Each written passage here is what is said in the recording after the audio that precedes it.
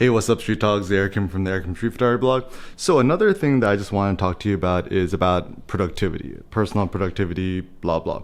So right now in the modern world, and I think maybe, actually, yeah, more the modern world, there's currently this cult of productivity. Now, what is the cult of productivity? The cult of productivity means your own value, your own worthiness in life is dependent on how productive you are. Right? And productivity is tricky because everyone has a different definition of productivity, and one man's productivity is not another man's productivity. And I think this is kind of a lot of this productivity obsession and cult and this kind of like frantic behavior is kind of predicated on Christian morality, the Protestant work ethic. The basic notion is that God has given you life, and any moment you are not using your life in a productive manner, you are actively sinning against reality and God, and you're gonna go to hell.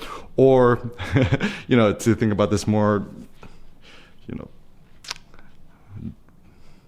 I don't know if I want to evoke this, but so, there's some Protestant, this is kind of talking about the Protestant work ethic.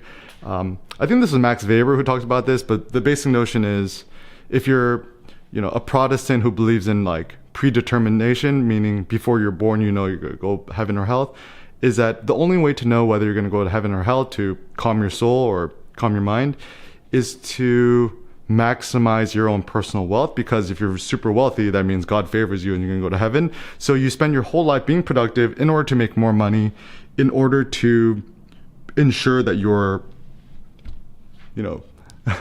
you're one of the saved, so you're not going to go to hell, because no one wants to go to hell, right?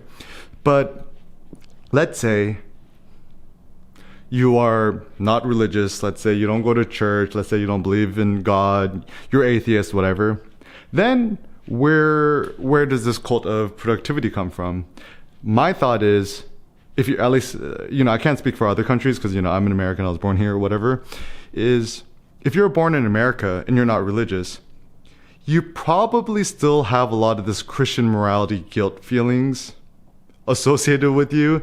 And that's how a lot of us tend to live life. And also it's kind of weird because consumerism kind of gets mixed in, is that, most of us are enslaved to a 9-to-5 job. We're unhappy, we're dissatisfied.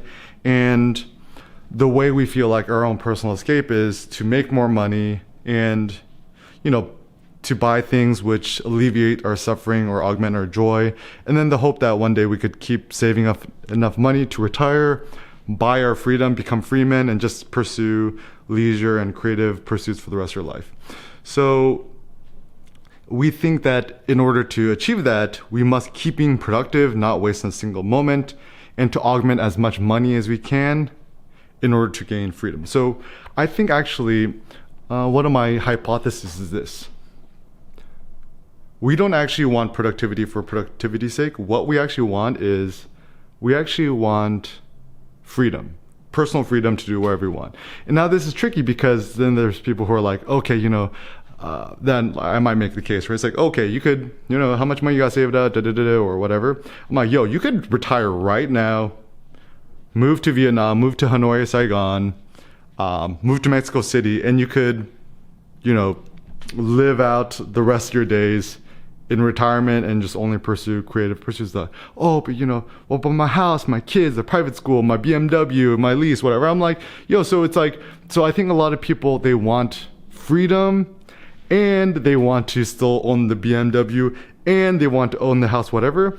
And there's a nice quote that I get from Nietzsche. I don't know who he quotes, but there's a saying, it's like, the more you possess, the more things possess you, or he who possesses is possessed.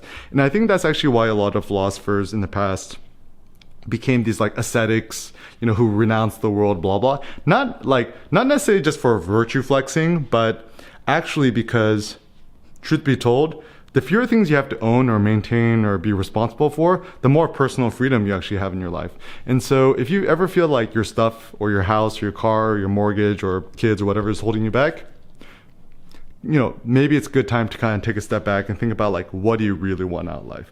And And then there's certain like morality and ethics which hold us back. It's like, oh, but I can't live a selfish life because to live a selfish life is evil, and I gotta think about my family, blah blah. And that's once again, that's totally fine. But it's what I'm really trying to encourage is for us to live the maximally happy, productive, creative life possible without feelings of resentment. Because also sometimes what happens is that like you devote your life to your family, and then towards the end of your life you didn't really actually pursue what you wanted to do, and then you end up secretly resenting your family, your kids, your whatever, because you think that they held you back.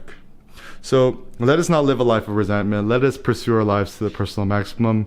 Think about productivity not as the end in itself, but maybe productivity as a means to your personal freedom. Think about what you really, really want out of your life and why you feel guilty when you're not being productive. And maybe some of these turbo thoughts could help inspire and motivate you. Thanks a lot for watching, guys. Peace out.